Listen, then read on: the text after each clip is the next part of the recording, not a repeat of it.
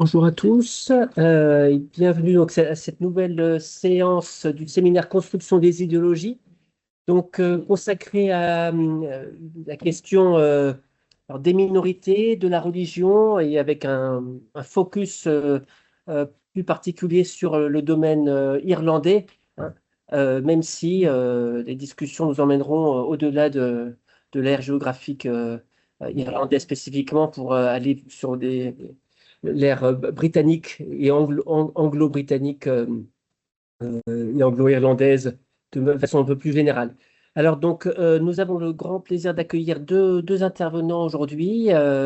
Eugenio Biagini, qui est de l'Université de Cambridge au Royaume-Uni, à l'occasion ou en amont de la parution de son ouvrage dont vous avez pu voir le titre, euh, qui est à paraître en avril, sur les minorités en Irlande depuis 1912 jusqu'à 1969. Et puis une autre intervenante de renom qui est notre collègue Karina Wendling, rattachée à notre laboratoire IDEA, interdisciplinarité dans les études anglophones, et qui parlera de son livre sorti tout récemment. Euh, de la Bible irlandaise au soupérisme.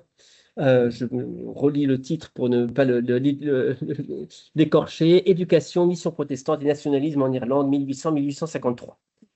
Donc les deux interventions se feront écho, vous le savez, hein, selon le modèle habituel du fonctionnement de notre séminaire.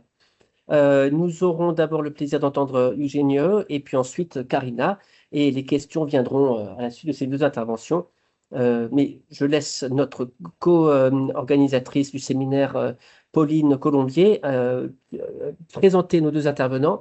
Je précise également qu'Etchem Okan, qui co-organise le séminaire, est également en ligne avec nous. Voilà. Et puis une petite précision aussi, donc le, les séances, la séance, vous le constaterez, aura lieu en anglais. En anglais. Ok, donc Pauline Colombier, pour ceux qui ne me connaissent pas, je suis professeure en civilisation britannique et aussi civilisation irlandaise à l'UL, mais sur le site de Metz. Et donc, je suis ravie d'accueillir mes deux collègues, Eugenio Biagini et Karina Wendling, qui sont des spécialistes de l'histoire britannique et de l'histoire irlandaise. Je ne vais pas m'attarder sur les présentations parce que Stéphane a déjà dit beaucoup de choses. Donc, Eugenio Biagini est un grand spécialiste, quelqu'un qui a déjà inspiré beaucoup de mes propres travaux, donc un grand spécialiste de l'histoire britannique, de l'histoire irlandaise. Quelqu'un qui a travaillé sur, comme il nous l'a rappelé ce matin, sur le radicalisme, le libéralisme, la question de la démocratie au XIXe siècle au Royaume-Uni. Et le homo, comme vous l'avez démontré, s'inscrit dans cette quête de la démocratie britannique. Et donc, dans quelques mois, suite à des collaborations avec Karina au sein du projet sur les minorités religieuses, le projet MIRCOM, Eugenio va faire paraître un nouvel opus sur la question des minorités religieuses en Irlande et le rôle qu'elles ont pu jouer dans ce qui est advenu au début du XXe siècle, à savoir la partition irlandaise. Et donc cet ouvrage, on va rappeler le titre de cet ouvrage qui va paraître chez Cambridge University Press, c'est The Minority Mind, Jews and Protestants in Catholic Ireland 1912-1968. Donc l'ouvrage porte davantage sur le XXe siècle, la période de la partition, mais de façon très intéressante, s'intéresse aux Juifs et aux Protestants, qui sont des minorités religieuses dans l'Irlande catholique. Donc the focus is interestingly on those two groups and how they, within Ireland and its Catholic majority. Donc, la présentation d'Eugenio, néanmoins, sera beaucoup plus large aujourd'hui et portera sur un contexte antérieur, ou le contexte qui amène à 1912. Il va balayer, d'après ce que j'ai pu voir, ce qu'on pourrait appeler le long 19e siècle, allant de la fin du 18e jusqu'au début du 20e siècle. Et puis ensuite viendra l'intervention de Karina, que j'ai beaucoup de plaisir à retrouver ici, qui va nous présenter son ouvrage. Mais cet ouvrage, c'est le fruit d'un travail de très, très longue haleine qui a commencé il y a très, très, très longtemps à l'Université de Strasbourg. Et j'en ai de fort bons souvenirs. Ça fait très, très longtemps que Karina travaille sur cette question du soupérisme, donc du prosélytisme protestant en Irlande. Et là, elle va à nouveau nous expliquer une partie des résultats et des constatations et des observations auxquelles elle est parvenue au fil de son travail. L'ouvrage dont vous avez eu la traduction du titre en français, et l'ouvrage a été aussi traduit. Il y a une version anglaise de cet ouvrage qui va paraître en fin avril 2026 chez Manchester University Press. Donc, on parle d'ouvrages qui ne sont pas encore parus, mais qui vont paraître très, très, très bientôt. On est à la pointe de l'actualité des publications, ce qui est très, très bien. Voilà, Eugenio, the floor is yours. I'm very happy to hear your presentation. Thank you, Susan and Pauline. So I shall be talking about all sorts of issues, some of them very abstract, rather than about my own book. I shall be talking about minorities. I shall be talking about modernity, about empires, government policies, and about identities. And the cover illustration, so to speak, the first slide conveys this tension between locality and the wider picture. In particular, the situation in the run-up to the breakup of the United Kingdom is a cartoon from around 1910, and the fragmentation of the United Kingdom between the different regions, and indeed of Ireland between different regions. But at the heart of the problem, not just the problem of this lecture, but also of Karina's book and my own book, is the question of modernity and the modernization of Irish society. And of course, modernity is one of those equivocal concepts in historiography and sociology, which means different things to mean different people, and is in fact impossible to pin down.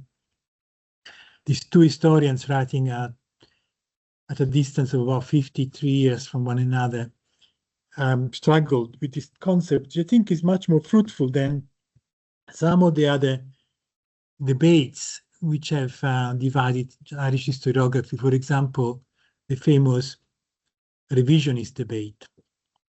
So Joly writing in 1973, when he was a fellow of Peterhouse in Cambridge, before he moved to New York.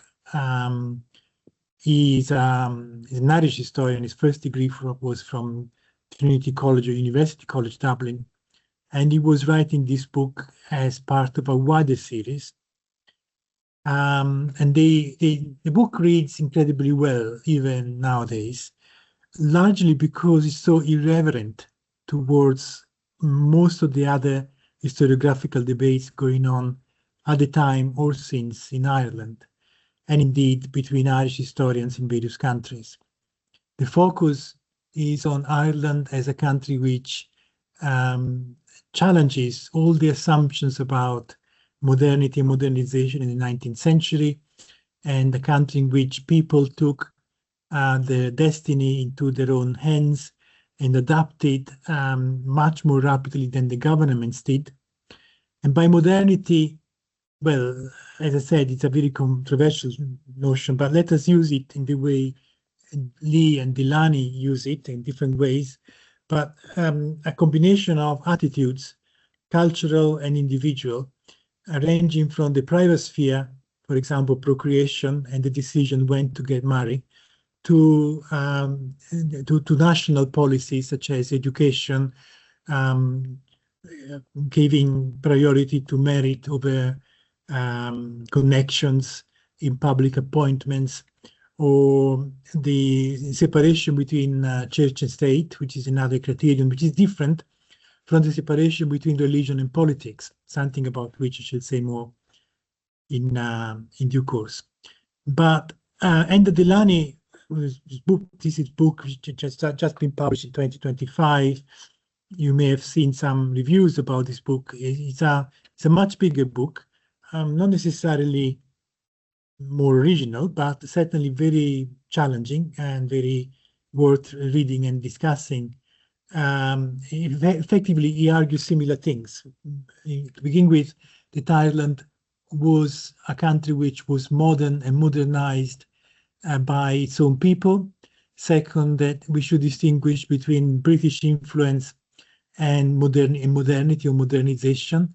So the influence of the market and the influence of market trends and consumerism are not necessarily an expression of colonialism.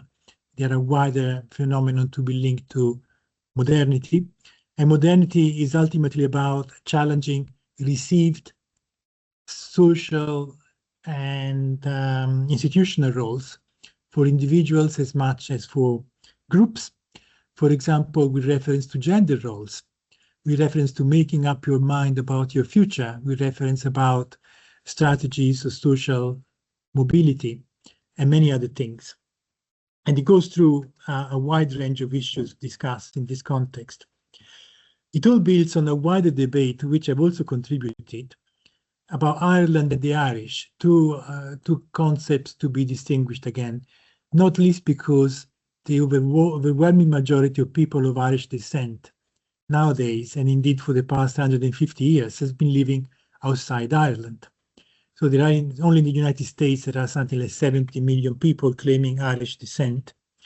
But even in the 19th century, this was a reality rapidly developing, and it was partly a feature of modernity, the choice made by individuals and families to abandon the place where they had grown up and the place where their families had lived for centuries, driven by the desire to improve the lifestyle or change it completely, and the desire also to challenge, in many cases, the received social hierarchies and the received sense of collective identity, because modernity is also about challenging identities as much as claiming identities, and is also about challenging hierarchies of values, hierarchies of people.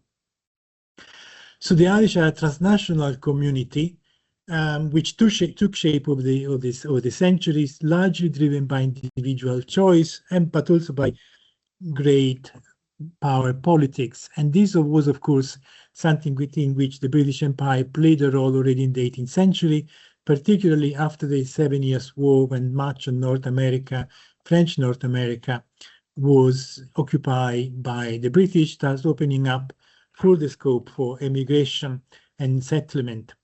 Likewise, the economies of Britain and Ireland were in fact global economies, so supported and expanded by a global network of trade involving already in the 18th century the Southeast Asia and China, the Far East, as well as America, Latin America, part of Africa, much of Africa, West Africa in particular, through the slave trade, which is in itself, of course, was a global phenomenon which would not have been viable without the participation of local tribal chiefs and traders in Africa itself.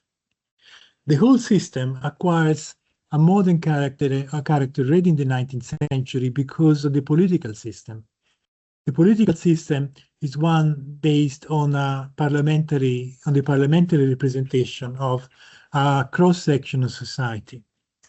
Before the 1830s, it's not necessarily based on property qualifications, because most of the qualifications originated over the centuries, often in the Middle Ages, and they are hereditary rather than personal, or they are linked to geography, to a locality rather than to a certain income. And the principal consideration was the representation of territorial wealth or territorial communities. Some of them described as boroughs and some of them described as counties. Although the original definition, which was also a distinction between city and countryside, was no longer meaningful in the 19th century. But as the slide says, the importance of this system was about imagining the common good. Imagining the common good for the benefit of the people in parliament, but nevertheless imagining it in a way that was tangible and was impossible to replicate without the existence of these two assemblies, one in Dublin, one in London, meeting for 6 months each year and consisting of hereditary peers, all of them drawing their money, not like Elon Musk, from invisible sources of income in the internet and spread around the world, but from territorial investments, to whom they felt personally responsible, not least because of self-interest, but also because of pride.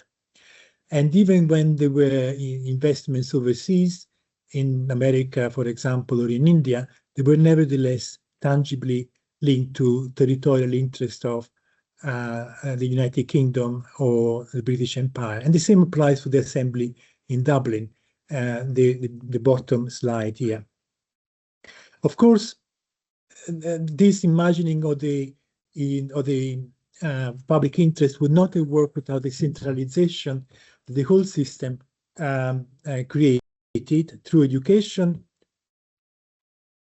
and to the fact that these groups were also integrated by an established religion, Anglican Episcopalian Protestantism, which was established a church in both Ireland and England and Wales, to which an established Presbyterian or Reformed church in Scotland was also associated. Now, the whole system was thrown into crisis by a game-changing event, the French Revolution, which injected the notion of democracy into what was until then a system which regarded democracy almost as an insult. But democracy was a contagious idea, which, unlike previous continental European ideas, attracted a huge amount of support among the public, both in Britain and Ireland. The Friends of Liberty and many other groups of popular or plebeian supporters of reform were people who wanted to challenge the system which I've been describing earlier on, territorial representation in the hands of certain hereditary voters or certain hereditary peers, and create instead a system which would be representative of the general will as embodied in a democratically elected parliament. The response to challenges from abroad was to consolidate the political system. Already in the 18th century, this has led to the first parliamentary union between England and Scotland, which creates Britain. Britain, apart from the Roman colony of Britannia, Britain is invented as a political entity in 1707. Although, of course, in the days of Cromwell, people already spoke of Britain to indicate geographic entity of the main British Isle. In 1800, consolidate British control on Ireland, a second union was created, and this was supposed to come with a major constitutional change, full political rights for Catholics at a stage when Catholicism and Protestantism had ceased to be as rival as they had been in the previous centuries. There was instead like a common front of all the Christians against godless France, something which in our own or in my own time was only replicated by the Soviet Union. So France was like revolutionary France was like the Soviet Union for Christian Europe, and certainly for Britain. Would not have been a good idea to extend political rights to Catholics? Well, the British Prime Minister, William Pitt the Younger, thought it would. And in fact, in any case, emancipation was only the right to take office, including becoming member of parliament, for people who could afford to do so. Now, living in London, the life of a gentleman for 6 months a year without an income is something which very few people could afford. And not surprisingly, these were almost exclusively landowners deriving their income from extensive estates. So extending the vote to Catholics meant simply extending not the vote, they had the vote already in 1793. Extending the right to sit in Parliament to Catholics simply meant allowing wealthy Catholics to become members of Parliament. But the king, George III, imagine him as Trump with a brain. He was mad anyway, but he was so committed to his understanding of the Constitution that he caused a constitutional crisis, forcing the Prime Minister, William Pitt, to resign. So ostensibly, this is the beginning of a century of sectarian strife, replacing the more ironic and ecumenical 18th century, during which religion or the religious divides have been somehow attenuated. The penal laws implemented in the 1680s were gradually abandoned or abolished. And suddenly, from 1800, it all becomes very important because the king has prevented one important part of the new constitutional development from being implemented. So why? As I said already, the reason was that the constitution was the churches were part of the constitution. They were not just an add-on. They were not a relationship between a concordat, like in France or some other countries, between the Church of Rome, the Roman Catholic Church, and the French monarchy. This was really part of the constitution, with bishops sitting in the House of Lords, as they continue to do to the present day, and representatives of the Church of Scotland also fully empowered to take decisions about the internal affairs of the two churches, as if Parliament was the supreme synod of both the Church of England and Ireland and the Church of Scotland. Now, having said so, beyond this facade, this is Edinburgh, by the way, with St. Giles in the background. Beyond the facade of constitutional homogeneity, there was the reality that this establishment was very diverse. For one thing, the established Church of Scotland was very different from the Church of England. It was a cephalus, it was without a head. There was no archbishop, there were no bishops, I would say the whole point. And the ministers themselves sat in the legislative assembly of the church, called the General Assembly of the Church, together with elected laymen, elected elders, which the individual synods and the individual parishes were sent to Edinburgh to legislate. So, in fact, the church also was different in linguistic terms because it included a large Gaelic-speaking community in the north of Scotland.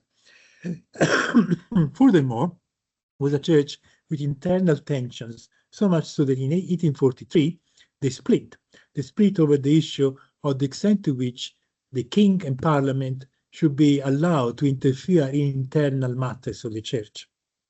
So the establishment could deal with these tensions and diversities.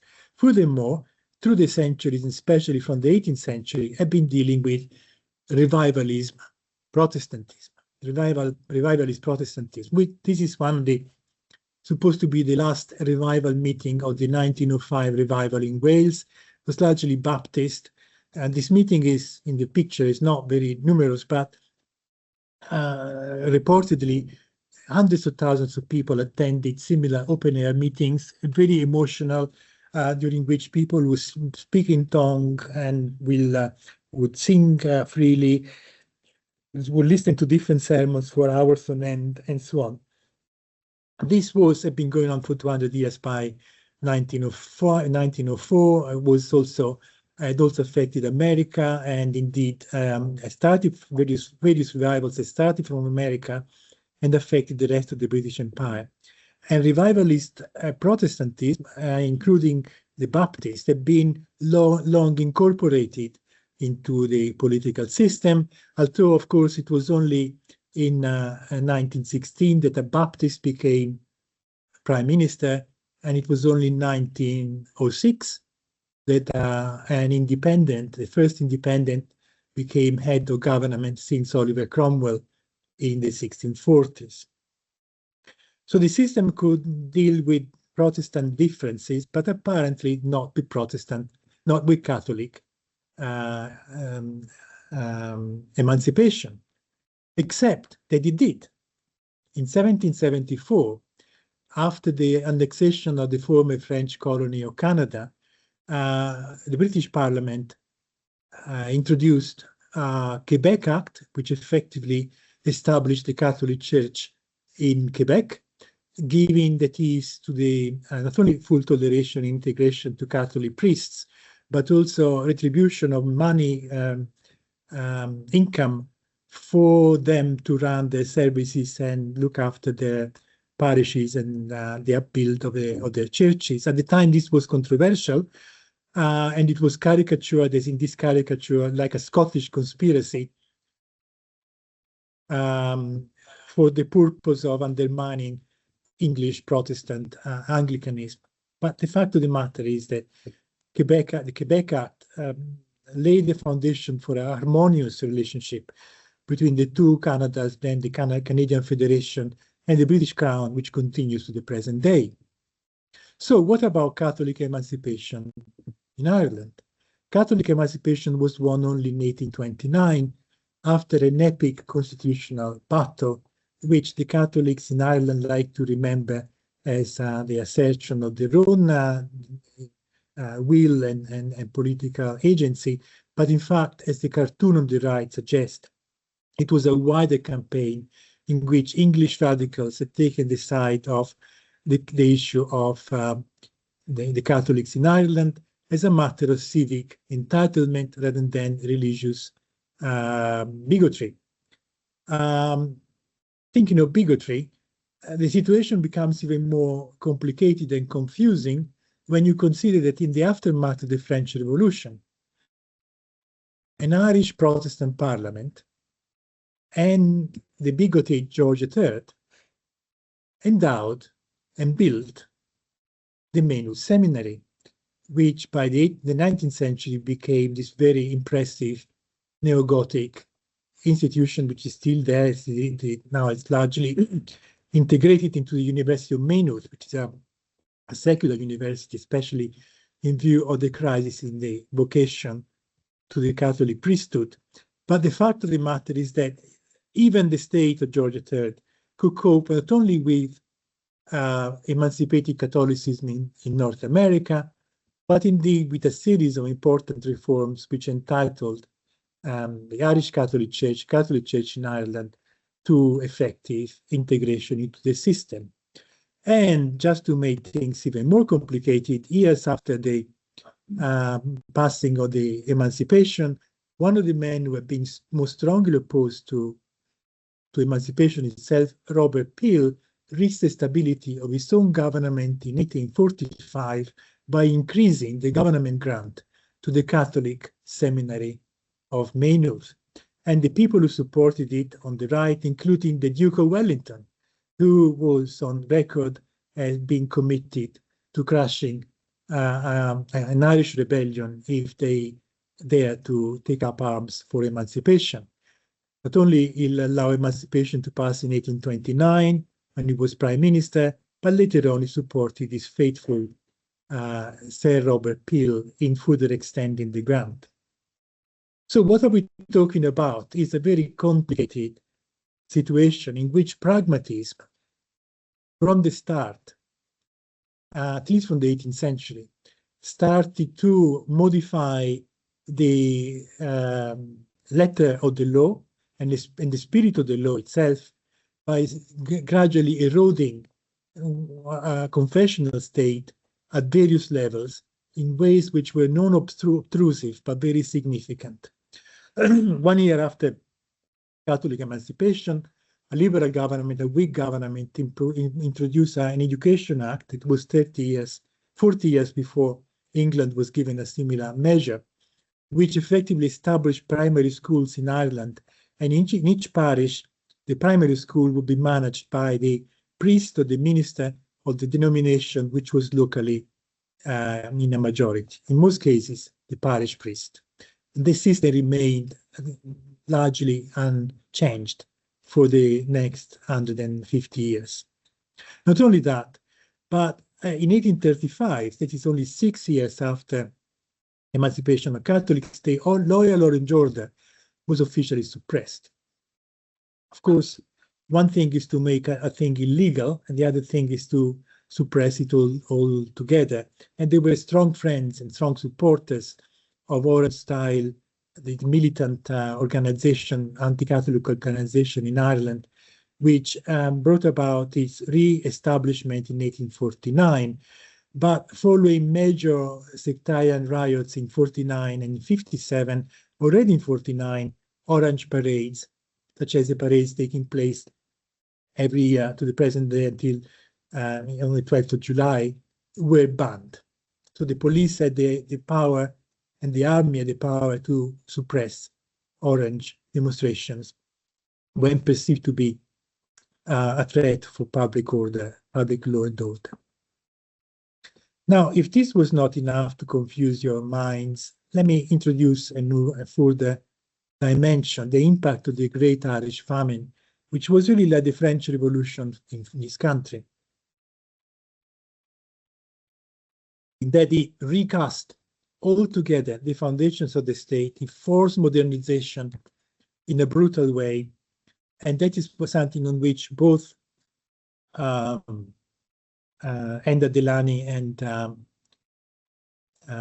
Jolie agree, but it was not, as many would have said at the time, something which came from above and forced through government policies the Irish to change their attitudes. Even through the famine itself, the people who could took decisions which indicated their ability to cope with change and address the situation which the scarcity had created, the famine had created, in constructive and in innovative ways. One of them actually was to add a dimension of political agency to what was typically and traditionally described as an arch-god. So in the aftermath of the famine of 1741, which killed in proportion the same number of people, or perhaps more, than the famine of 1845, there were no political recriminations. But one of the ways in which the famine 45 to 52 was construed by survivors, especially in America, is that the famine may have been sent by God, but the shortage of the potato blight was sent by God, but the famine was made by the British government. So irrespective of the merits of these arguments as a historical explanation, which has been used and abused over the centuries, the point here to bear in mind, the modernity of this particular response is to seek answers in the political realm for things which in the past were fatalistically accepted as simply inevitable. So from 1845, people say it should have been possible to avoid the consequences of the famine, irrespective of the failure of the crops. And the responsibility is laid squarely on the British government. The modernity of this action is that from then on, you must start to think about famines as social and economic problems which can be avoided. There were also about the changes. The Catholic Church was completely revolutionized, partly because the famine was followed by the arrival of a dynamic bishop, an archbishop, Paul Cullen, who had been grown up in Rome, had been a witness to revolutions, especially the 1849 Republican Revolution in Rome, and he was of the opinion that the only way to avoid revolutions in future was to embrace some of the policies which made for revolutionary change, and do so in a way that would preempt and prevent the church from being dragged into a revolutionary crisis. Simultaneously, the ratio between the number of priests and population increased, and the training of priests was much more professionalized, largely because Cullen, who was an educator by background, had been principal or rector of the Irish College in Rome, devoting much time and energy to the establishment of schools in which Catholics would be trained in the same way as Protestants were for the fulfillment, the performance of professional duties. Now, I made a pause while pronouncing this word, while saying as Protestants were, because it's not a matter here of adopting or importing colonial institutions, but of adapting to changes which were functional to the needs of a new society. And the merit of Cullen was to understand and to distinguish in a way they probably would not have been able to articulate between modernity and Anglicization. So professionalization of education was essential for the survival of the Catholic Church as much as for the survival of Catholic Ireland. Interestingly, both Cullen and the British government wanted to avoid a revolution, but the directions in which they moved were different. For the British, the modernity that mattered was one of cost and benefit analysis, a Weberian analysis of how societies in the modern world work, dominated that is by material concerns, such as class struggle. Karl Marx and Sir Robert Peel would have understood one another. Karl Marx and Gladstone would have understood one another. Because then they spoke and thought in the same sort of terms. But for Marx, the dynamics of capitalism were leading inexorably to revolution. For Peel and his admirer and successor Gladstone, the Liberal Party leader, this was not necessarily the case. Consumerism was something which could make capitalism acceptable to the wide masses, to the large masses of the country. And modernity, one important aspect of modernity for both Cullen and for Gladstone and many others is coping with mass society. Education, professionalization, taking on board the people having independent minds and made their own choices, so be able to influence their choices, and consumerism. The policies of Gladstone were very effective, especially effective in industrial Britain, and particularly beneficial in Ulster.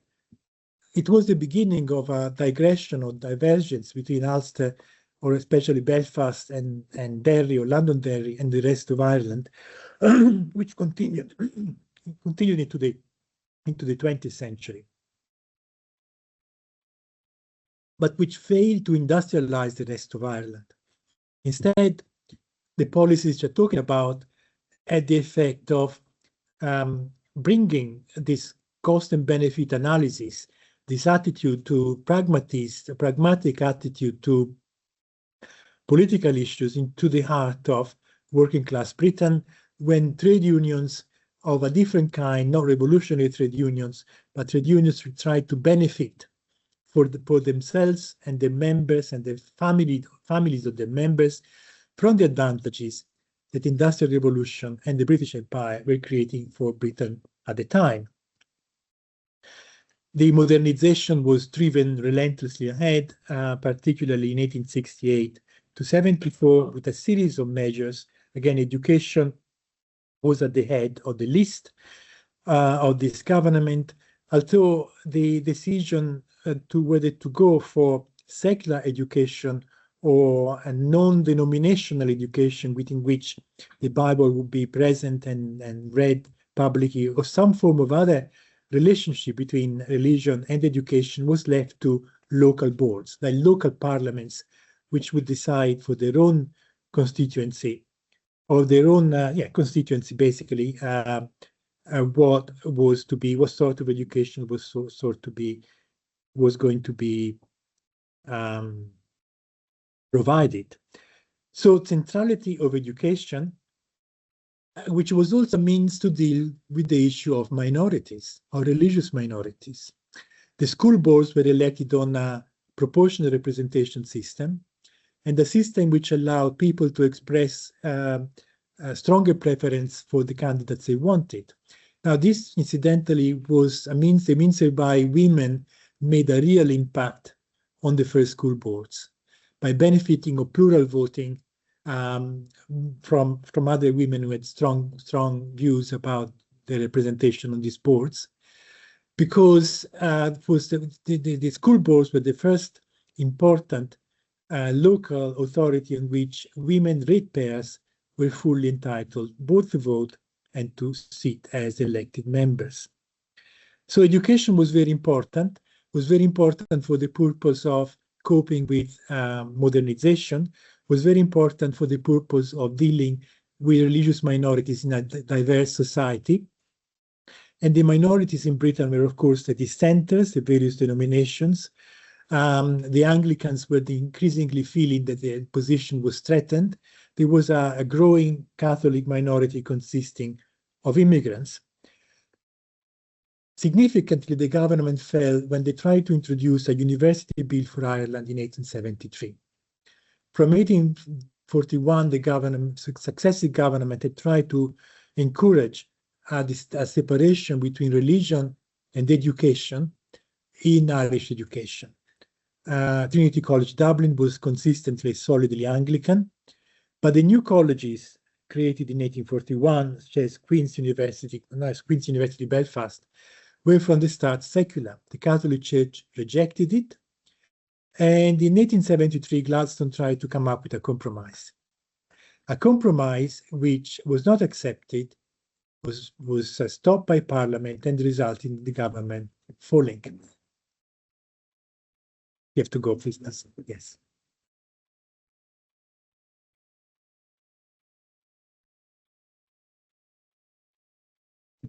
But here, going back to Ireland.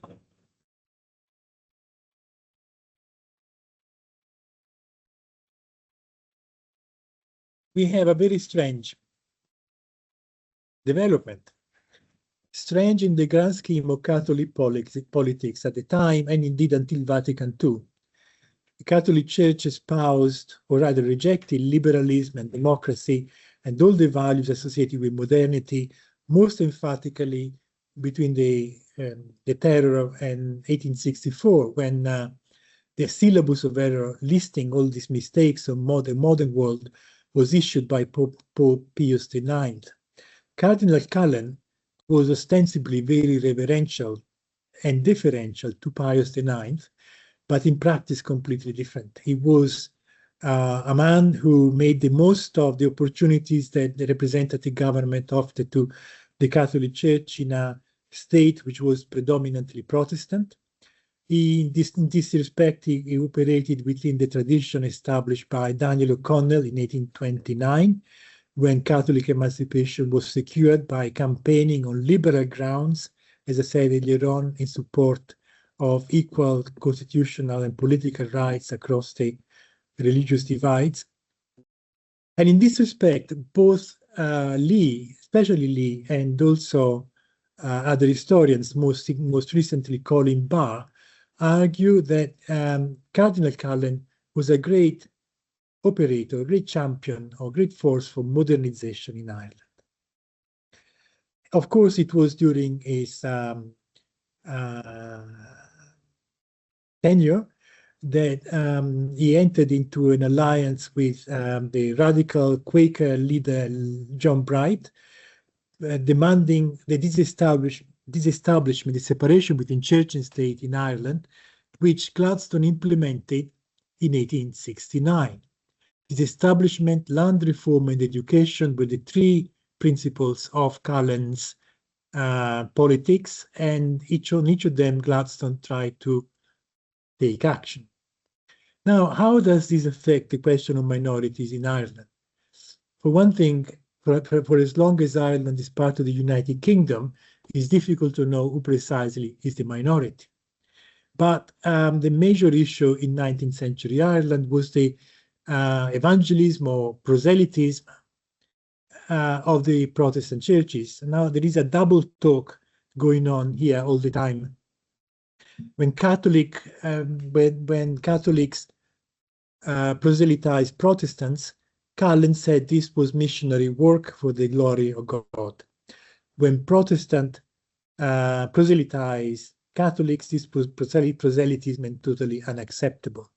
So a Protestant convert was a pervert for Cullen, whereas a Protestant converting to Catholicism was a convert. But what was the position of the government? The position of the government was to retain a degree of stability and a degree of social, basically avoid any cause for social upheaval and for disturbances, both at the local level and at the national level.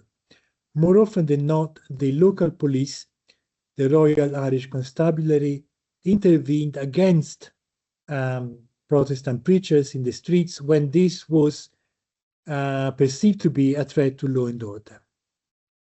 This is a picture, a photograph, a rare photograph of Royal Irish Constabularies in their military fashion about to remove a missionary preacher from an open-air meeting in 1891 in Arklow, when after he was admonished that his preaching was threatening law and order. This was one of the many ways in which the British Empire had been trying to deal with religious diversity in the empire itself.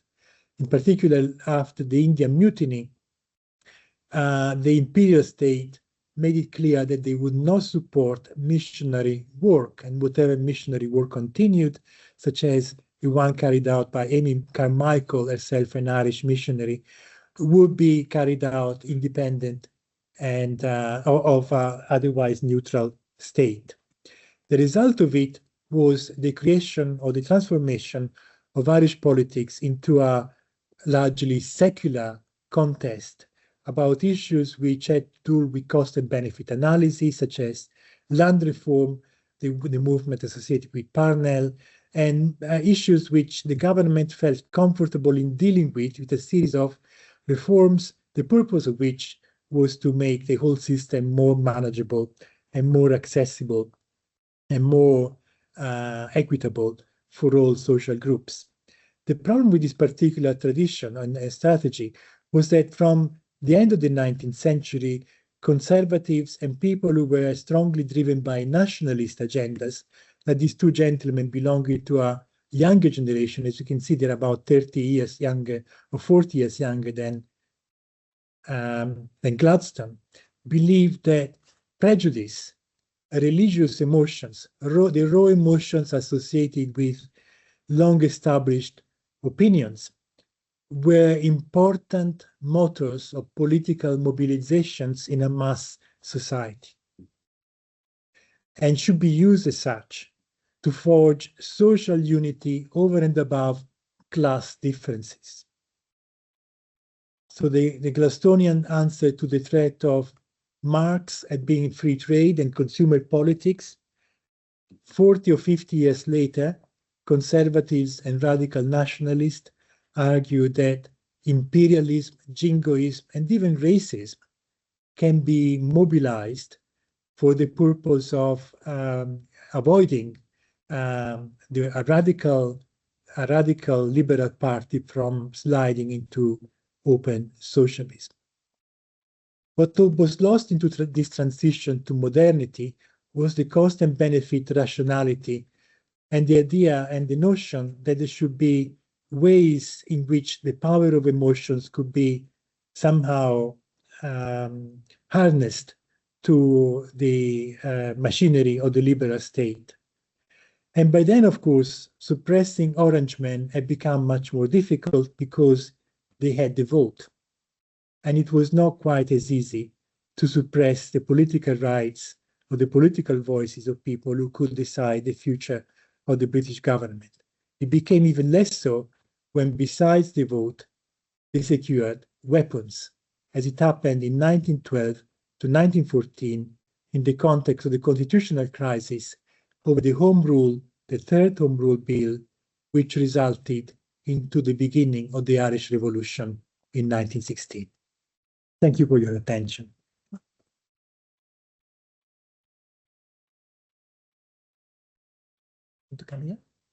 So thank you for this really wide-ranging paper. So maybe there will be questions afterwards. Hello, have a seat. single students have got class and class have been Yes, after that. I thought so. I thought it was so. We will just have a short transition so that our speaker can take the chair.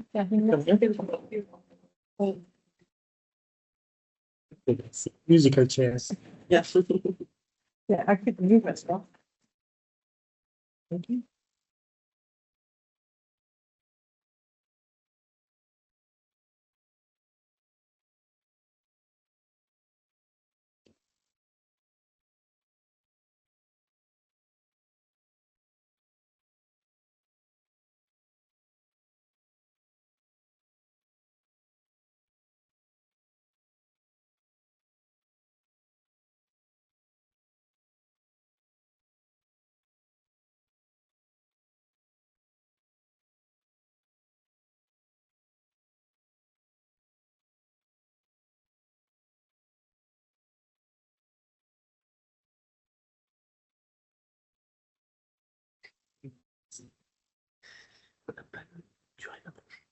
Tu veux que je mette le son celui-là? Ça, c'est le dernier. Ça. Il faut vérifier dessus. C'est ça. C'est le truc. Donc, attends. Normalement, là, tu veux le toucher. Can you hear me? Online? Yes, we Yes, can. perfect. Okay, thank you. Il faudra changer les dire. En fait, tu changes là. Oui, mais c'est celui-là qui est bon. C'est changé quoi? Ouais, je pense qu'il faut quand même essayer. C'est bien. Ok, tout marche. Ah, c'est comme si je suis en ligne. Oui, oui. All right, so our second speaker is Karina Wendling, for those of you who have just arrived. She is a lecturer here in the Université de Lorraine, a specialist of Anglo-Irish history in the 19th century, and her research deals with Protestant proselytism during the famine and also before and after, I imagine. The paper is entitled Reassessing Missions, Language and Politics in 19th Century Ireland, and it is inspired by the book she has just published in French, but an English edition is about to come out as well. De la Bible irlandaise au soupérisme, éducation, mission protestante et nationalisme en Irlande, 1800-1853. The floor is yours, Hugh. Thank you. I hope you can hear me. I don't have much voice, but I think online it will be fine. I hope in the room too. Okay, so the book Pauline just mentioned, De la Bible irlandaise au soupérisme, revisits the question of Protestant protestantism, introduced a bit by Professor Biagini, and more specifically the controversy of soupérism, that is the bribery of souls with soup by Protestants in Ireland, and not only during the famine, but in the new era that emerged after the Act of Union, and that is why the dates start in 1800 until 1853, and I will explain, maybe if I have the time, the end date. So by analyzing the controversy over Irish Bibles and schools in the context of the Catholicization of Irish nationalism, it provides new insights on what we call the Second Reformation in Ireland, through a detailed account of the history of Irish education and Irish home missions at both the macro and micro levels. So Brian McMahon's recent book gave a detailed description of the Second Reformation in the Dingle Peninsula, and he paid particular attention in the book to the various parties involved in the religious controversy following the arrival of Protestant missionaries in the peninsula. However, in his book, the complex interplay of religion and politics underlying the phenomenon of soupérism has never been closely examined either in his book or in other publications. Desmond Bowen underlines in his book, Soupérism, Myth or Reality, that the term soupérism is fraught with meaning and evocations in Ireland, but it entails also complex social processes that are worth exploring. And one of its better consequences, and I guess still today, was that converts at the time were regarded as traitors to their country, and they were refused their own Irishness or Irish identity. In the historiography, missionaries had often been portrayed as agents of cultural imperialism or actors in complex interactions between missions and empire during the colonization of foreign territories and the attempts of recolonizing Ireland in the 19th century. So a few explanations, because I guess you're not specialist of religious history. For many evangelicals, religious conversion and collective access to civilization went hand in hand at the time. So Irish evangelicals would thus ask in 1818, and this is in the abstract of the paper, will any of the more fortunate sons of Aaron exclude their ignorant Gaelic brethren from the advantages to be derived from the perusal of the sacred volume, doom them to an eternal barbarism? Is the common to search the scriptures addressed to all the world but the Gael of Ireland? So in their view, both the native Irish, similarly to indigenous American people, should be permitted to reach a civilized state by reading the Bible.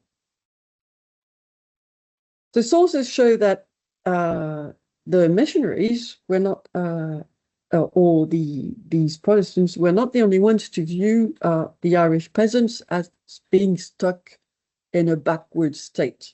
So this opinion was commonly shared among Irish upper classes, whether Protestant or Catholic. So you can see Catholics mentioning the peasants as barbarians too in Catholic sources.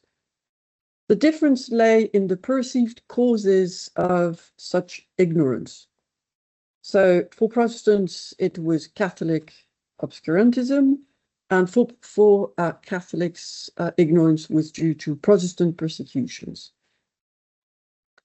Though one main study exists on the first decades of the Irish Society for promoting the education of the native Irish through the medium of their own language, historiographical accounts have insufficiently acknowledged the distinct efforts of this society, and I will explain more about it, and their consequences on Irish society, but also on Irish politics.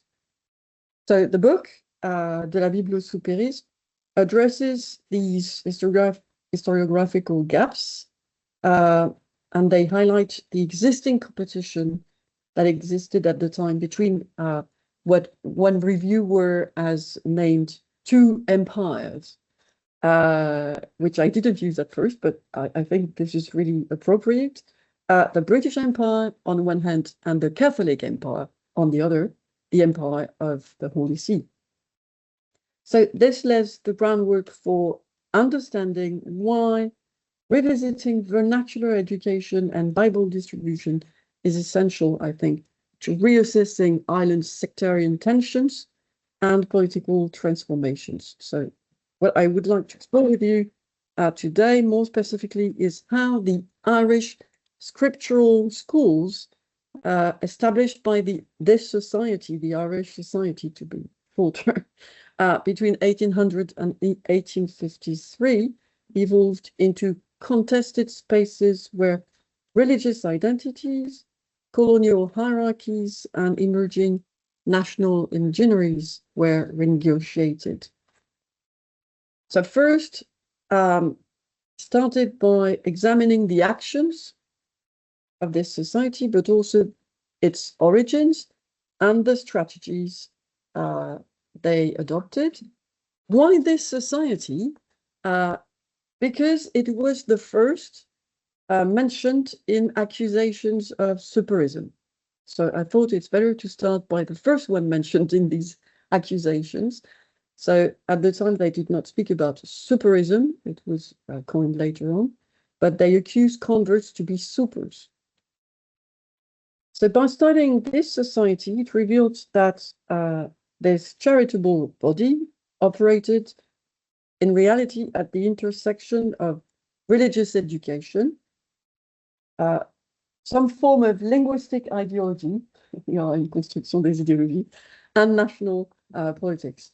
So this society demonstrated a dual specificity, dependence on the established church, as Eugenio has well explained the context of the British Constitution, but also promotion of the Irish Bible.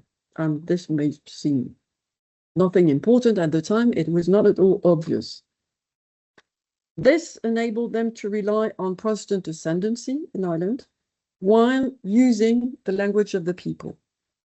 So my main hypothesis after my master's dissertation under Pauline's guidance, so I was a master's student once and she was my director, my supervisor.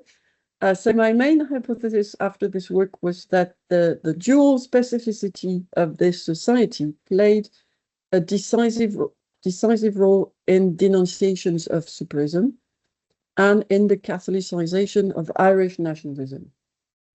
So there were different questions from an internal perspective of the society, which goals and strategies were adopted and implemented. To what extent were these strategies politically motivated?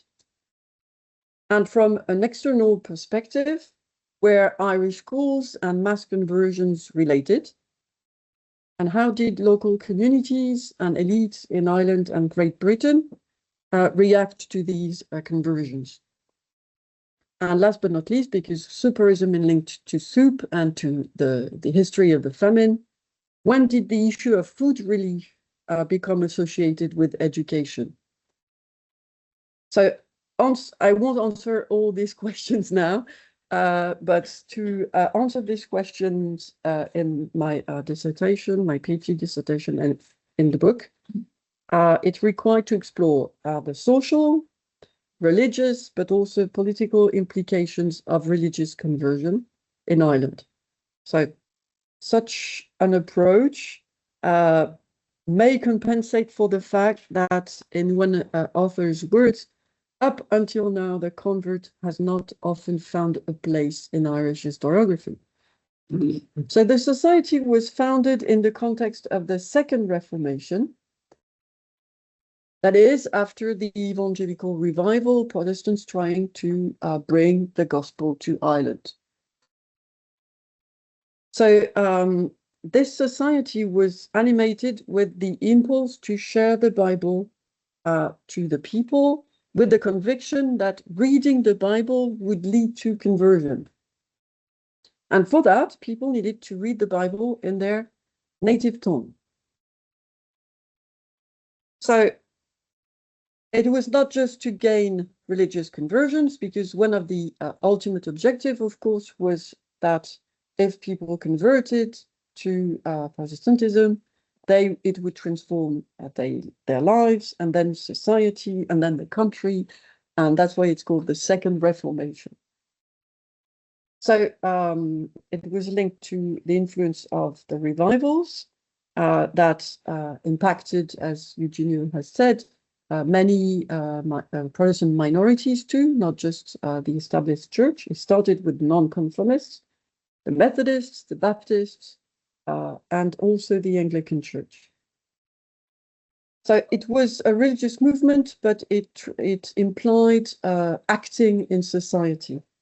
And so they developed home missions to reach all classes of society, not just the elite.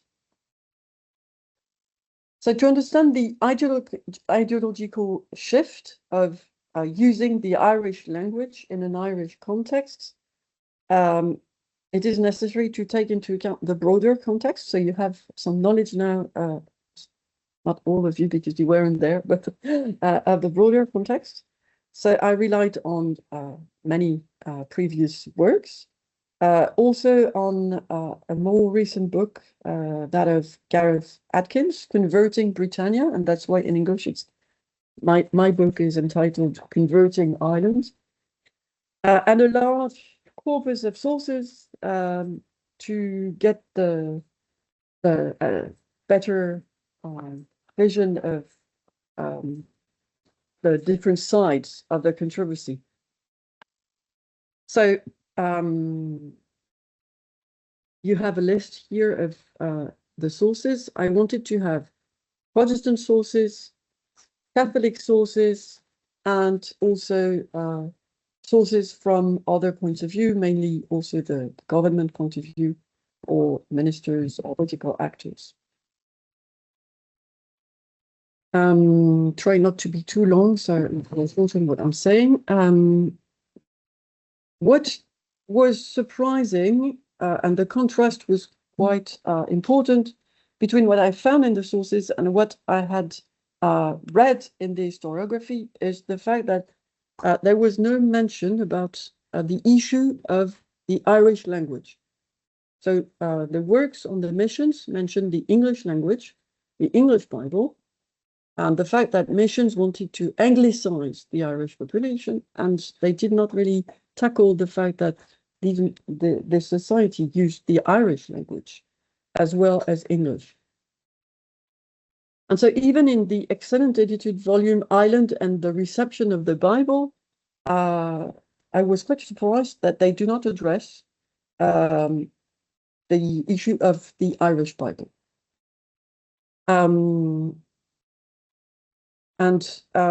While anti-Catholicism and its political use is well documented, the role of anti-Protestantism in the historical study of soupérism has remained overlooked. So looking at all these kind of sources, I could identify that the Irish language became a battleground in the early 19th century. Protestants invested in it as a medium of reform, religious reform, but also social reform and national revival, while the Catholic clergy increasingly associated the preservation of national identity with nationalist politics.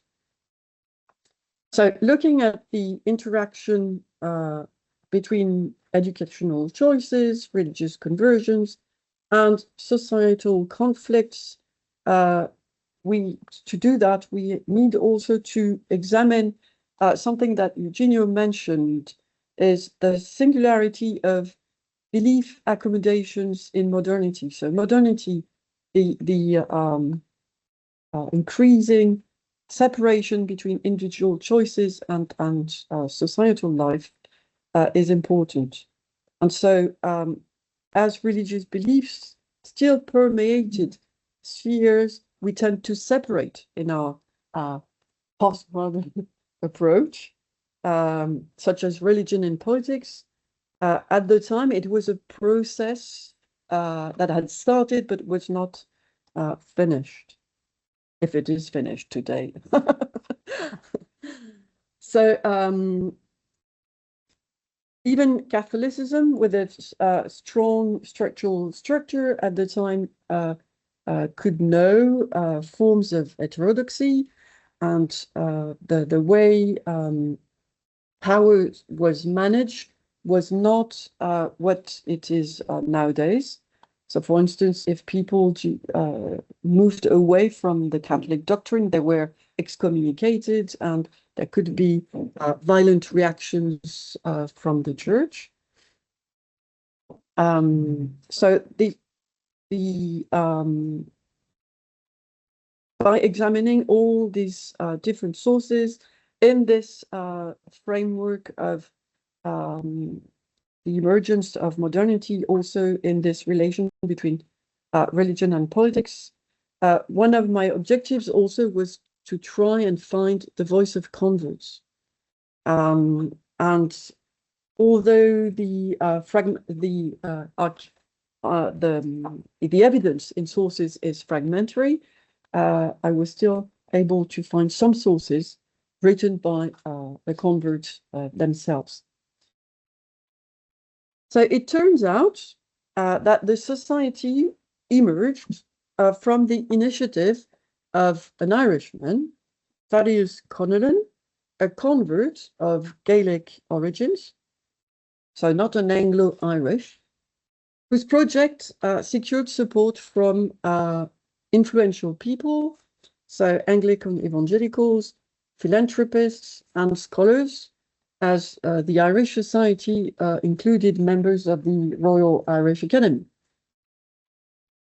So his name is absent from the list of the founding members of the society, but by looking into various archives, I found that his name is mentioned in some of the reports, both of a preceding society, the Baptist Irish Society, and the Irish Society under study. And in fact, his role was decisive in the development of Irish education and in the publication of Irish Bibles.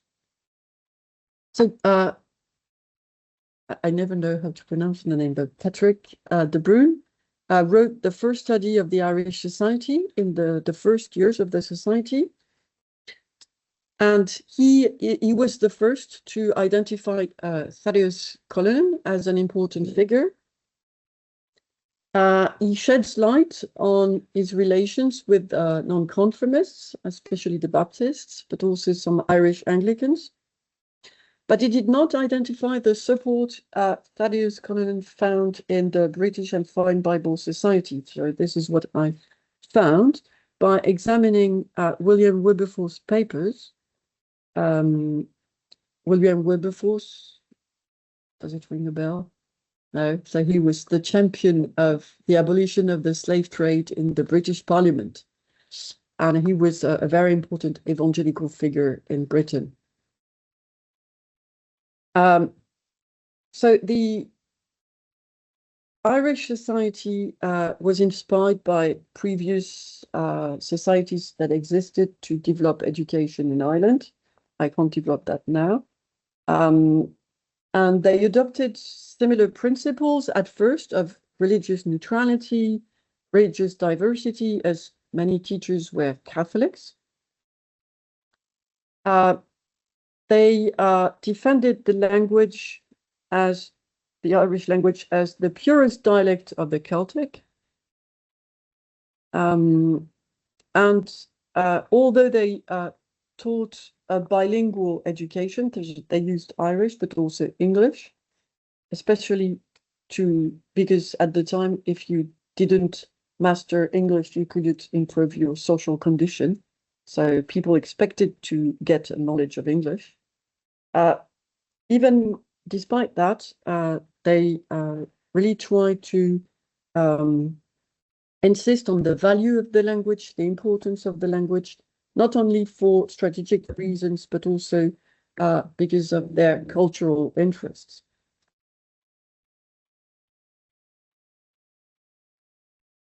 How much time do I have left? 2 minutes. Okay.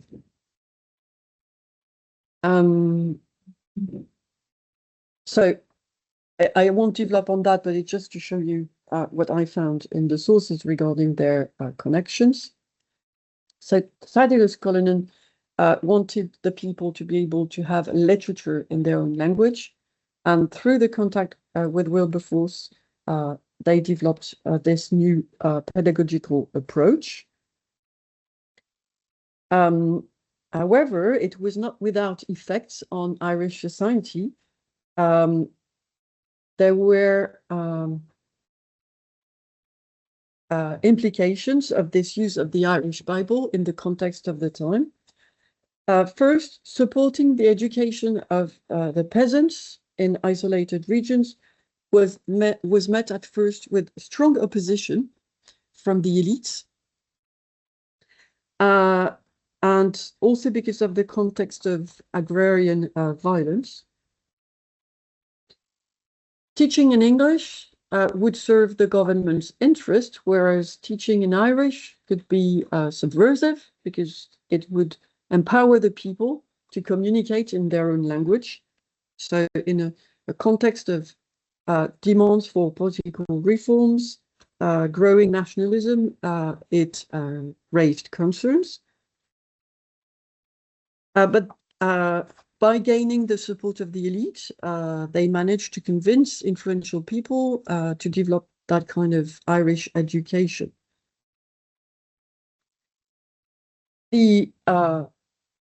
The fact that they promoted individual access to the scriptures in the native language was a direct challenge to the power of the Catholic Church, because at the time, people could not have a Bible at home. You needed dispensation or an indulgence from your bishop to possess a Bible. The idea was to avoid doctrinal errors, but it was also a means of ensuring priests' control over the flock. And so in a period where there were mass mobilization from the nationalist movement, the Catholic Association created by O'Connell, peasants were the main body, even if they could not necessarily read the pamphlets or everything, but they heard the news, they followed, they were really supportive of the Catholic Association. But also the fact that these societies promoted Protestant societies promoted education in the popular language. It was a kind of direct challenge not only to the church, but also to the Catholic movement, nationalist movement. Opposing the education in Irish with the Irish Bible by the nationalist movement was also a strategy to gain the support of the priests in the movement. So this is something I show in the book. I don't have the time to develop. But it is important, even if there was a gradual demand for separation from church and state. At the time, even Daniel O'Connell, the leader of the nationalist movement, was not in favor of secular education. So he insisted on the fact that the Irish people did not want to experience the same thing as the French, and to have a secular education. Very briefly to finish, so one of the consequences of this Irish education with the Irish Bible developed by the Irish Society was allowing this alliance between the Catholic Church and the nationalist movement, a stronger alliance. But I don't have the time to develop, but it led to political reforms, part of which Eugenio has already mentioned. The government tried to appease religious tensions by developing secular education, and partly because of the reactions to these Protestant societies. So the impact of these national and institutional transformations became most visible in the Society's missions on the Dingle Peninsula, where educational and religious disputes crystallized into local conflict. I don't have the time to develop, but I try to combine this more the history on the national level and history on the local level by looking at the colonies. And so I looked at the refuge colonies established by converts who were ostracized by their fellow Catholics. It is interesting when you look at sources that the supers, so how they named the converts, this term was also used not only for converts, but also for families who sent their children to the Protestant schools, even when they remained Catholics. So the ostracization and the violence was not only against converts, but against all persons that sent their children to these schools. The term super appeared in the press, and as Eugenio mentioned, I think it was this morning, the press was important in popularizing the term and getting a wider audience. And so superism is also linked to the use of the press by nationalist movement locally, through nationalist groups at a local level. And they developed what I call a second counter-reformation, because of the success of these Irish schools, the Catholic Church started to develop the same strategies. Catholic schools, or free Catholic schools, which did not exist before, and missions at a local level in parishes.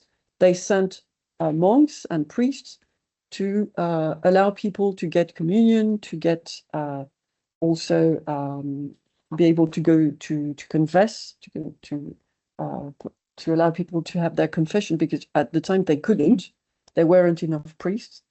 And so it's a whole new movement and a sort of Catholic revival that emerged after because of their response to Protestant missions. So the shift towards social work was reinforced by the onset of the famine. And even if there was a brief truce between religious communities, relief was granted at the time without conditions, and they collaborated together, but it was short-lived. And when the political climate reached really the insurrection of Young Ireland and stronger demands, there was a sort of radicalization of both religion and politics in the area. So to conclude, because it's time, in the book De la Bible au soupérisme, I tried to show that superism, far from being a famine-bound phenomenon, has roots in vernacular schooling, Bible controversy, and local sectarian conflicts, but also national politics. By situating the Irish society within this wider political, religious, and linguistic transformations, the book offers a new account of how Ireland navigated the entangled legacies of empire, religion, and nationhood. So through both macro and micro perspectives, it reveals forgotten voices, especially those of converts. It tried to redefine the periodization of these key controversies and to reinterpret the place of education in the making of modern Irish political culture. Thank you very much. Thank you.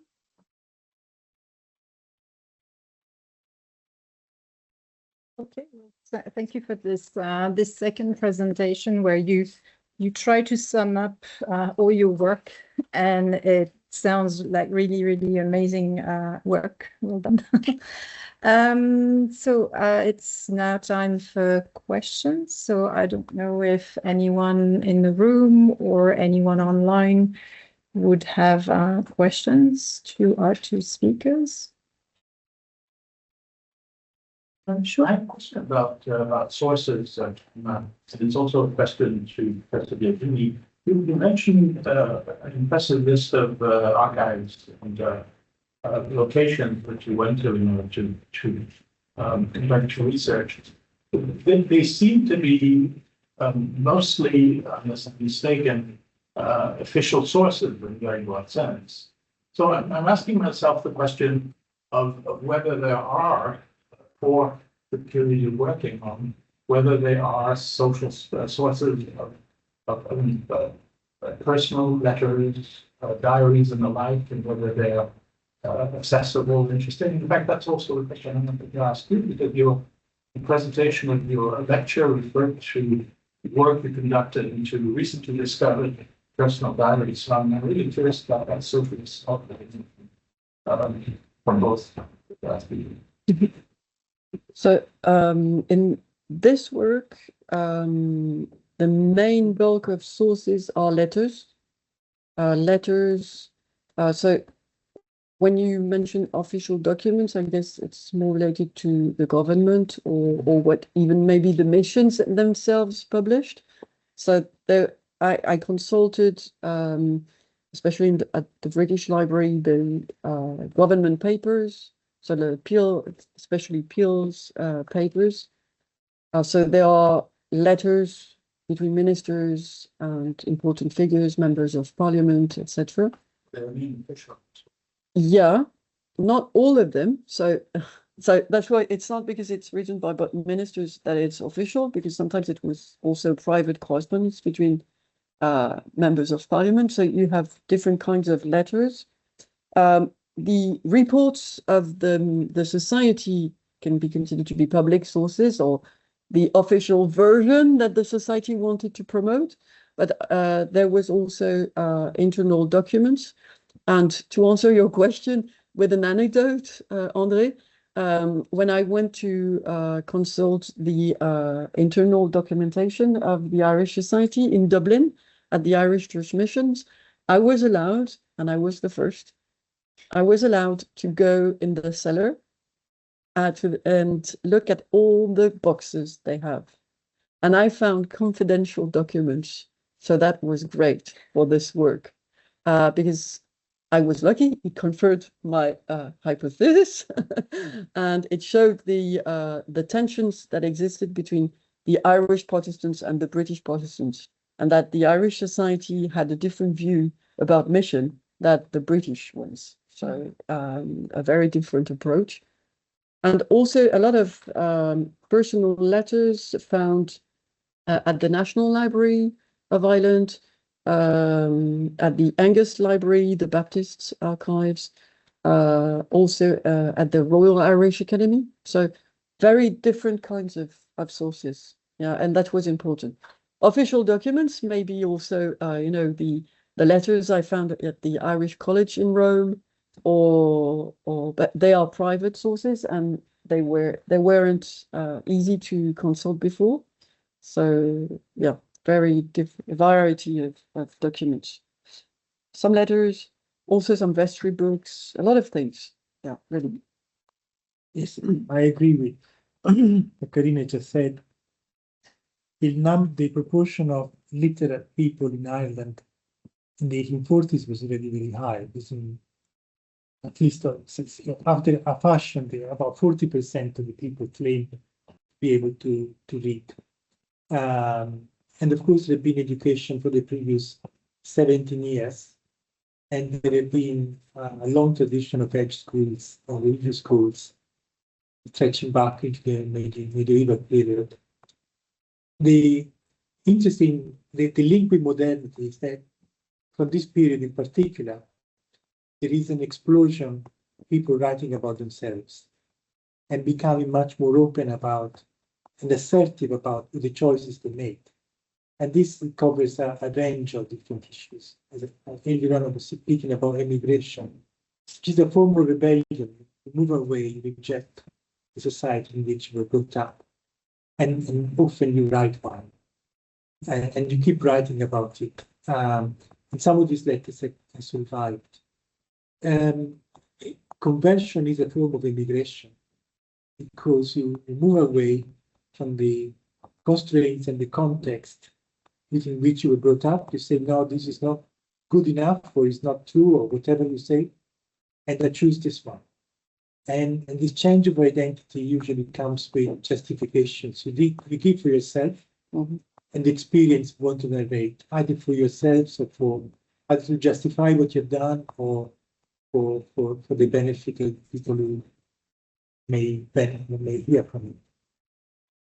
So there is a substantial amount. Personal diaries that you were talking about. My diaries are from a later period, so from the 20th century. It's a different, but there is a very substantial amount of 19th century diaries published and unpublished.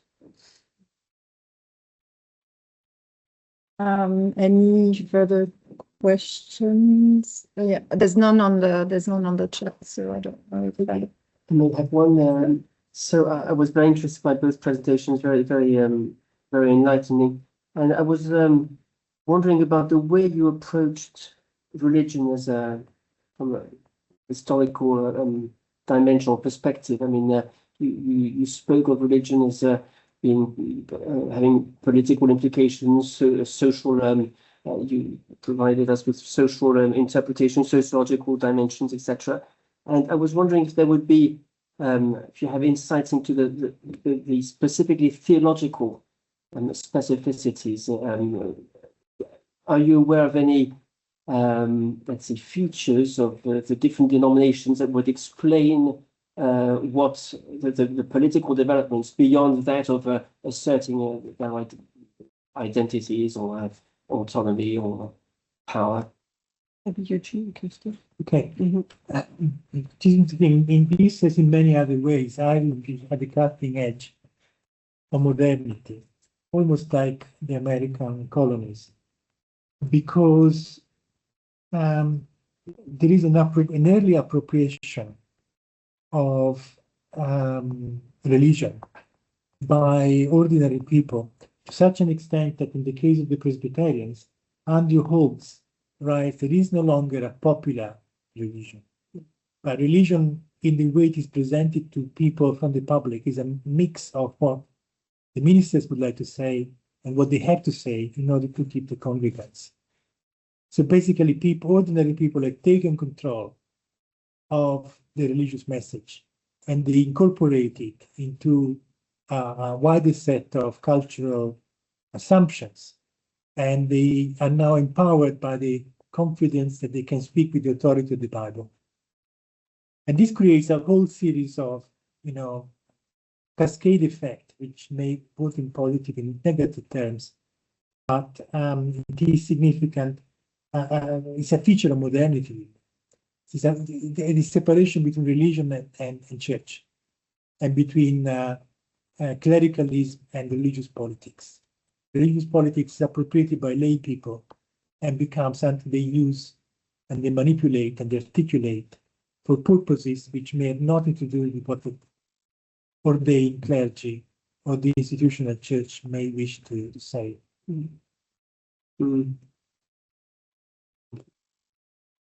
What I was thinking about is also the fact that, on more locally, I would say, or if you look at how people really, how this relation between religion and politics impacted people's lives, very practical level. Sometimes it was with contradictions also. For instance, the missions I'm studying, they wanted to promote popular education for the lower classes, for the Irish-speaking population. And so they promoted individual freedom of accessing the Bible against the regulations of the Catholic Church, promoting individual choice decision against even the rules of the community. But at the same time, they were not questioning the laws that limited individual freedom, or so it's always a complex interactions between the two. It's not even if they promoted a liberal view of freedom of conscience, things like that. They were not in favor of the universal suffrage, for instance. So the main point, and that's why I think it was interesting the way Eugenio ended his presentation with the importance of education at the time, but on all religious sides and on many political sides, they considered that education was crucial before extending the suffrage. So these endeavors, the link between the evolution of political reforms and the strategies they adopted for education is also interesting in that regard. But it's not a clear-cut division. You know, you can't associate so clearly theology and political ideologies. In the Irish society, I was quite surprised to find that there were a lot of Tories, but also Whigs and even Chartists. So it's interesting to see that it's not, you know, some simple divisions that we tend to put on people. Yeah, it's just that one does tend to think of religion as being based on belief, and there is that interpretation of religion as a social, ethnic marker. And I think there's possible, challenge there, you know. How is it possible to assess the actual belief beyond as I say, the power struggle with the?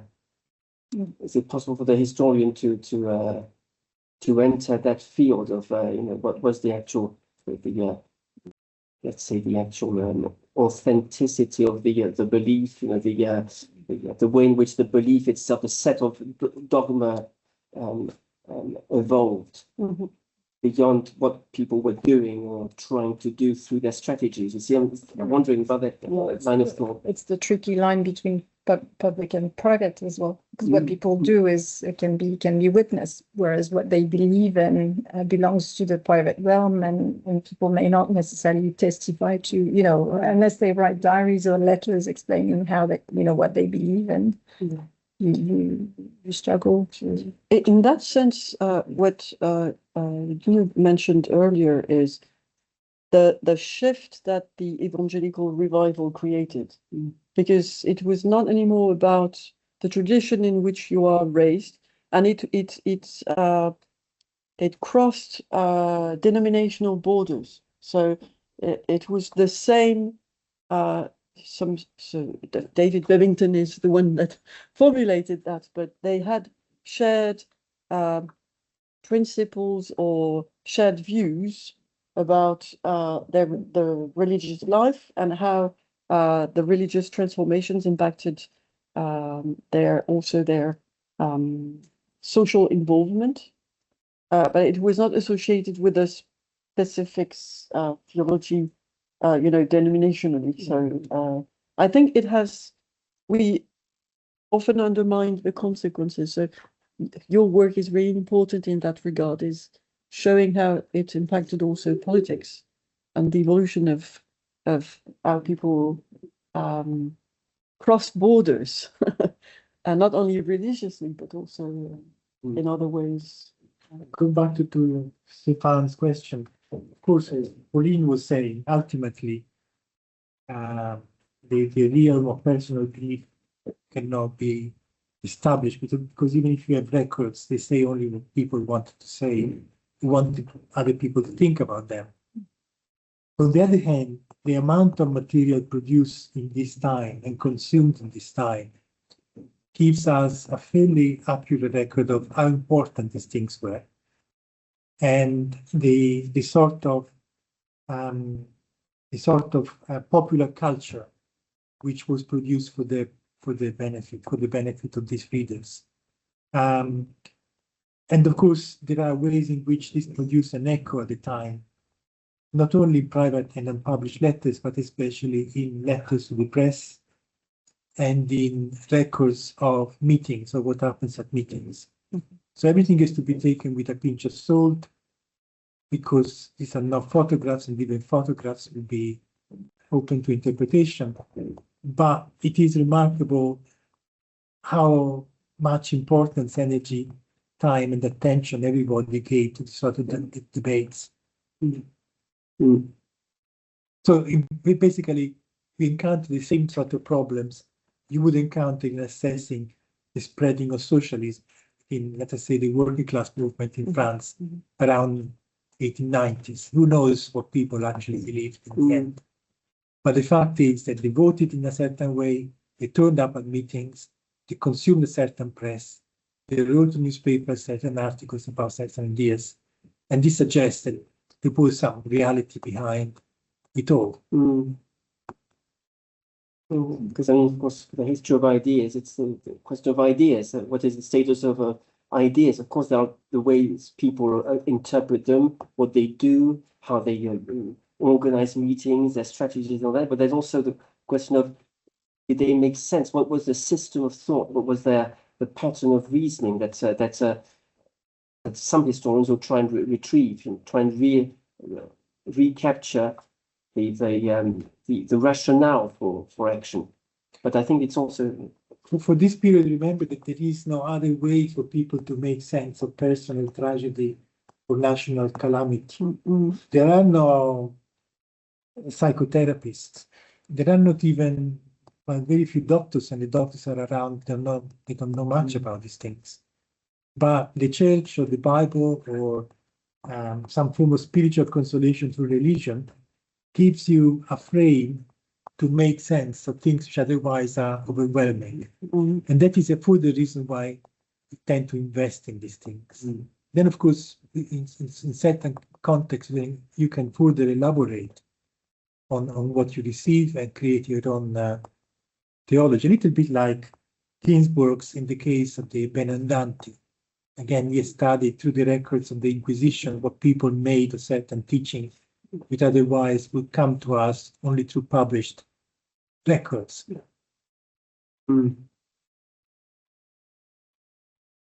So maybe I don't know if there are any more questions in the room or online. I might have a couple of questions and a couple of remarks.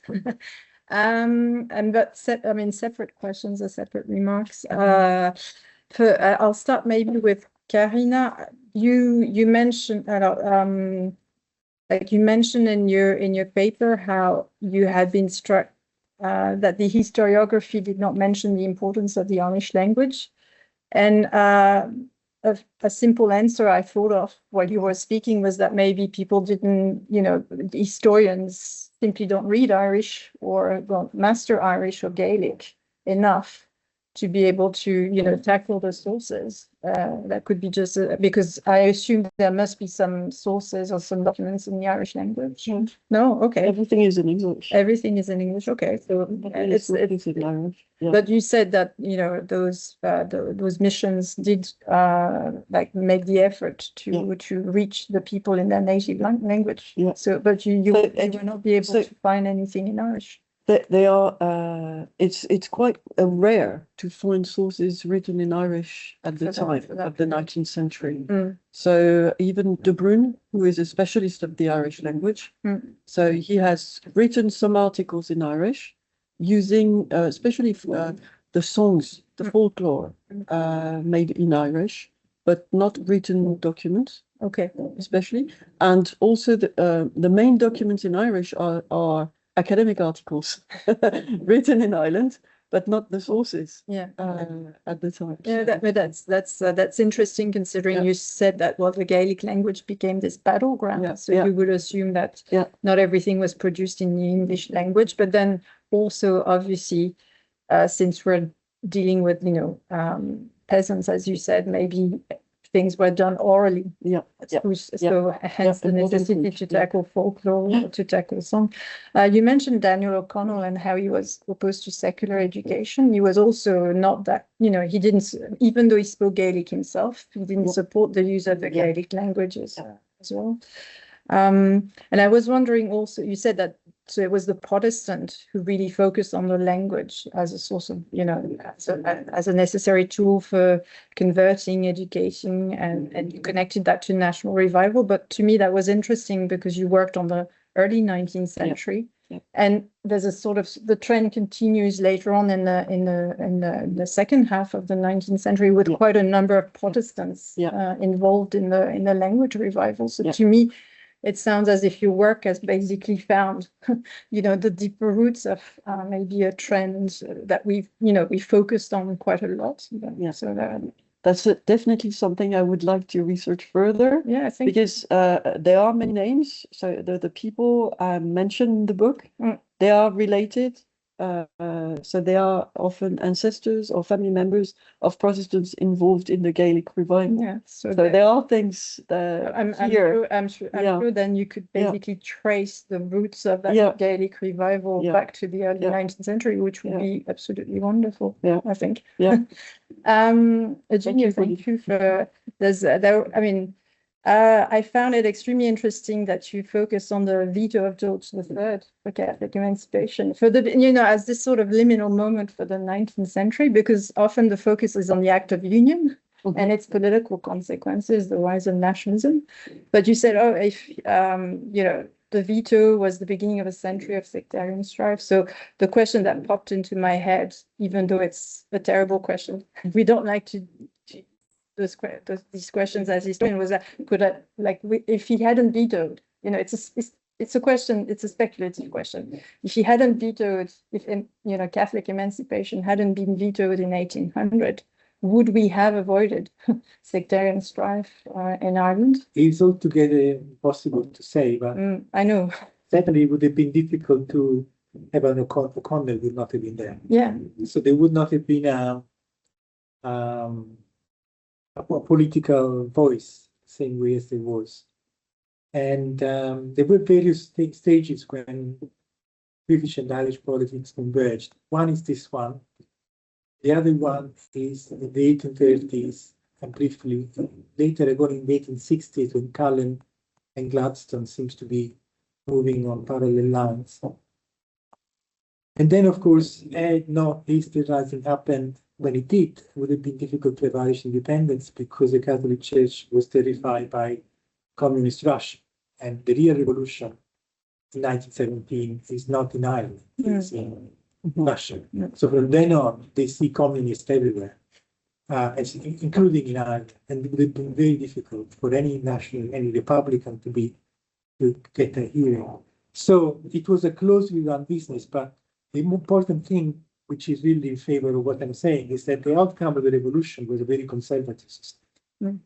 So they didn't go at the other extreme. In fact, they continued the business as much as possible.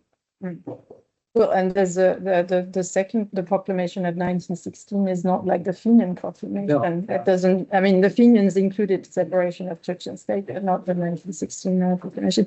The other passage in your presentation, which I found also interesting, was that how you associated the Great Irish Famine with modernization, even though, I perfectly understand why you made that connection, but it goes against this historical discourse that has associated the famine with trauma. And you said just afterwards that it was the start of seeking answers in the political realm. But I was wondering if, in the wider British context, if we place that in the wider British context, there's also that research with, the discussions or debates with regards to laissez-faire politics. It's, the 1840s, it's the start of social legislation in Britain at large. So the focus was on Ireland. But I was wondering if we could not place things in a wider context. Yes, modernity is always traumatic. People don't like to be uprooted or to have to make drastic changes for themselves. And for us, it would be certainly difficult to have to survive a calamity. But the fact is that people started to make choices, and society was radically reformed as a consequence. And even immigration came with immense modernizing forces. This is not to say that it was in any sense a positive experience, but even the wish and the sense it could have been avoided is part of modernity. It's part of the idea that the state, the government has the responsibility and the ability to answer popular needs, and it's not something about which people should just pray to the Almighty and then be passive. They must ask for solutions, and on the assumption the solutions can be found. Yeah, and but I think it wasn't just about the Irish famine. Like poverty, poverty was also it's people started to think of poverty not simply as a curse, yes, or as punishment for for the lower classes, but rather as something that the state was forced to tackle as a humanitarian issue that the state should be forced to tackle. Yes, less in Ireland than in Britain, because if the challenge of poverty becomes a challenge, especially when it is in the urban setting. In the rural setting, it is a given, it's a fact of life. In fact, before the famine, the diet of potato and meat seems to have been healthier than what working class people had at the time. So children, infant mortality, for example, is much lower in Ireland before the famine than in England, or for that matter in France. And people knew that. People knew that it was healthier to be on a farm in Connemara than in the city centre in Dublin. But when you have to move because you don't have potatoes anymore, then you have to make choices. And the choices can be very innovative in some cases. Very much. On va s'arrêter là. Personne dans la salle. Yes, yeah. The mass politics. Yes. Well, there's still a few people online, but so we're going to stop the seminar. Thank you very much to those who were online and stayed until the end. And our next seminar is going to be at the end of February. It's going to be fully online because it's organized by our former partner, Nanterre University, and it's, I think, on republicanism, if I'm not mistaken. Right. Okay. Stéphane, if you want to say a few words. I haven't got exact dates in mind. Okay, so, check your emails so as to know the exact date and topic, and hopefully we see you again. Thank you. Bye-bye. Thank you.